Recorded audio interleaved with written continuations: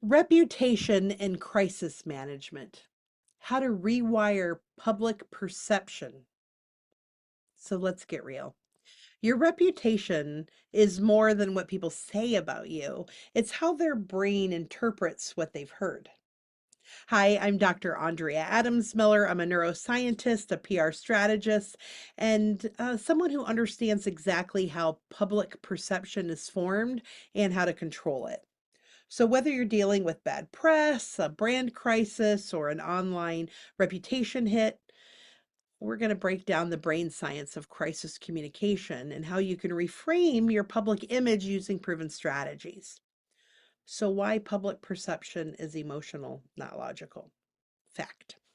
Studies in cognitive psychology show that 90% of decision making, including trust and reputation judgments, are made emotionally, not logically. That source is from Kahneman, Thinking Fast and Slow. Good book.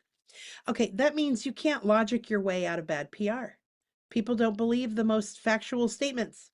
They believe what emotionally resonates and fits the story that they have already decided is true.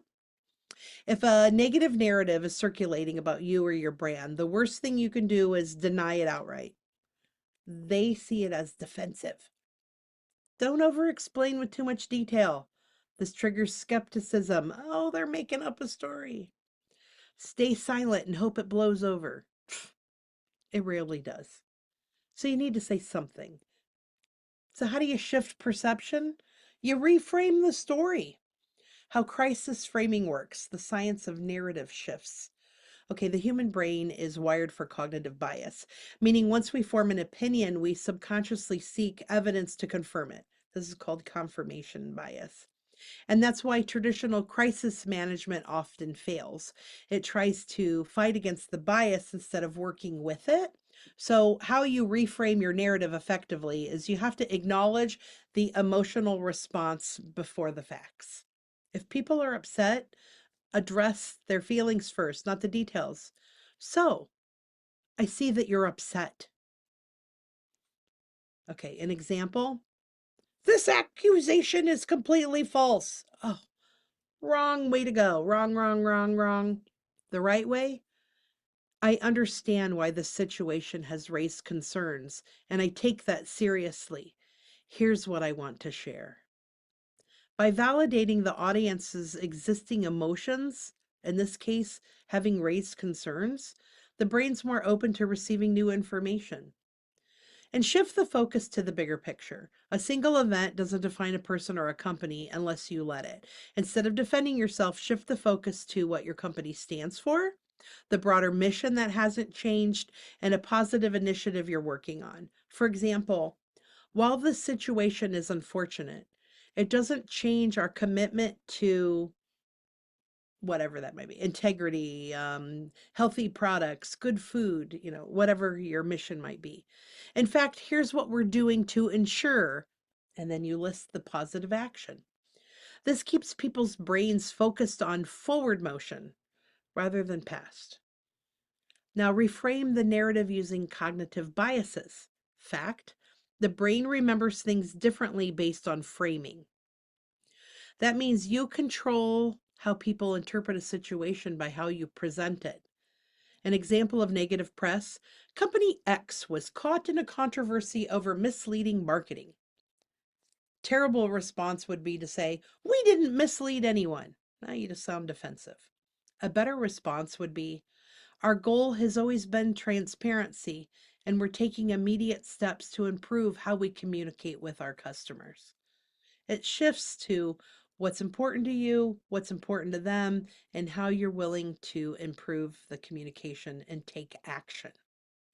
Okay, the power of linguistic positioning. Certain words trigger trust, others trigger doubt. Words that build credibility. Committed to. Here's what we've learned. This is what we're doing now. Words that weaken your credibility. Mistakes were made. That's not true. We had no idea. Those sound passive, triggers defenselessness or defensiveness, and implies lack of control. So leverage social proof to rebuild trust. Fact, People are 7 times more likely to believe a message when they see others supporting it. If your reputation is under fire, let others speak for you. Showcase client testimonials that reaffirm your integrity. Highlight employees or partners who back your values. Share independent third party reports or media features that validate your stance.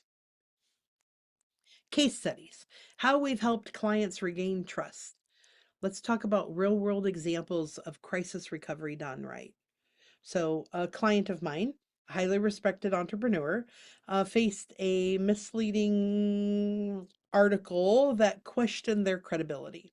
So, instead of fighting the media, we shifted the narrative by focusing on their long term mission.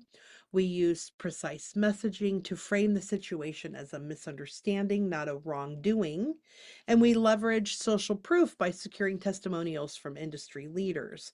And then with the results, I would say within 3 months, they had rebuilt their reputation and they also had landed a feature in a major publication highlighting their work. Because influence isn't about erasing the past, it's about controlling how people remember it. Bottom line. Reputation isn't about what happened, it's about how people perceive what happened. It's about how people perceive what happened. So if you control the narrative, the framing, and the messaging, you control how people think about you. In the next episode, I'm going to show you why the future of PR is neuroscience driven and how brands that ignore this shift will be left behind. To learn more about how to make your messaging impossible to ignore and make them unforgettable, go to www.theredcarpetconnection.com, where we help you get seen, get heard, and get understood by the right people at the right time so you can leave a legacy behind while you're living a legacy.